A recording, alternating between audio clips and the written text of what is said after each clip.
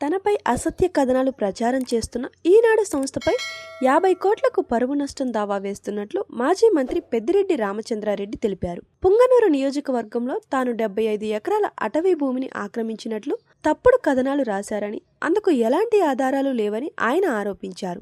ఆ భూమిని తాను 2001లోనే కొనుగోలు చేసినట్లు స్పష్టం చేశారు. ముఖ్యమంత్రి చంద్రబాబు అండతో ఈనాడు తనపై అసత్యాలు ప్రచారం చేస్తుందని పెద్దిరెడ్డి ఆవేదన వ్యక్తం చేశారు. తిరుపతిలో మీడియాతో మాట్లాడిన పెద్దిరెడ్డి ఈనాడు కథనాలను తప్పుపట్టారు. ముఖ్యమంత్రి చంద్రబాబు డైవర్షన్ పాలిటిక్స్ లో భాగంగానే ఇలాంటి వార్తలు రాస్తున్నారని దుయ్యబడ్డారు. తన పరువుకు భంగం కలిగించిన వార్తలు ప్రచురించినందుకు గాను పరువు నష్టం దావా వేస్తున్నట్లు తెలిపారు. మదనపల్లె కేసులో కూడా ఇదే విధంగా వ్యవహరించారని పెద్దిరెడ్డి గుర్తు చేశారు. మంగళంపేటలో తన కుటుంబ సభ్యుల ఆధీనంలో ఉన్న భూములను 2001లో కొనుగోలు చేసినట్లు చెప్పారు. అన్ని వివరాలు పబ్లిక్ డొమైన్ లో ఉన్నాయని చెప్పారు. ఆ భూములపై చంద్రబాబు ప్రభుత్వం గతంలో విచారణ జరిపిందని, అటవీ భూములు లేవని క్లీన్ చిట్ ఇచ్చిందని తెలియజేశారు. రికార్డులు అన్ని తనకు అనుకూలంగా చాలా స్పష్టంగా ఉన్నాయని, కానీ ఈనాడు అన్ని వక్రీకరించి తప్పుడు కథనాలు రాసిందని ఆవేదన వ్యక్తం చేశారు. ఈనాడుపై చర్యలకు కోర్టును ఆశ్రయిస్తున్నట్లు స్పష్టం చేశారు.